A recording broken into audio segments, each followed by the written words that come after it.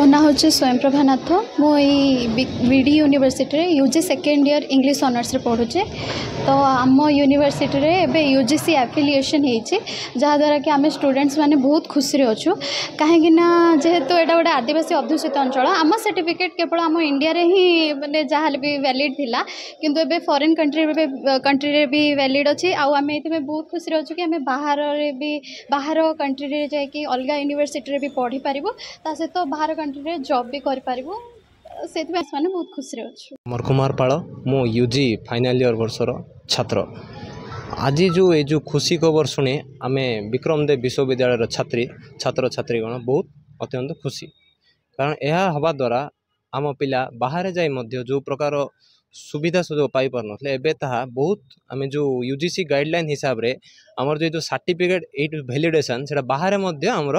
Validation रो पाइबार अधिकार एबे साब्यस्त कर तेणु आम विक्रमदेव विश्वविद्यालय तथा आम अभियुक्त कोरापुट जिलार समस्त छात्र छात्रीगण बहुत खुशी अनुभव कर बहुत दिन आम जो यूजीसी 2F रिकॉग्निशन एप्लाई करूँ सेटा आसी जाइए खुशीर विषय। आपण मैंने जानते यूजीसी रो 2F recognition is very important in sense ना आपणकर जो यूनिवर्सिटी डिग्री दिए यूजी हो पीजी हो जो कौन सी डिग्री दो से डिग्री को अन्य यूनिवर्सिटी अन्य विदेशी यूनिवर्सिटी बा स्वदेशी यूनिवर्सिटी जहाँ हो ना कहीं जो जगह आम पाठ पढ़ा जीवा सेठी से रिकग्नाइज करिया पड़ो माने आमर जदि 2F नाही ताहले सेमाने एई डिग्रीटा को रिकग्नाइज करिवे नै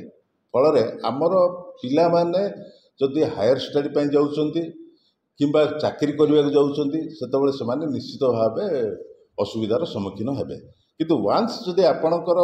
2F आसीगला यूजीसी 2F रिकग्निशन आसीगला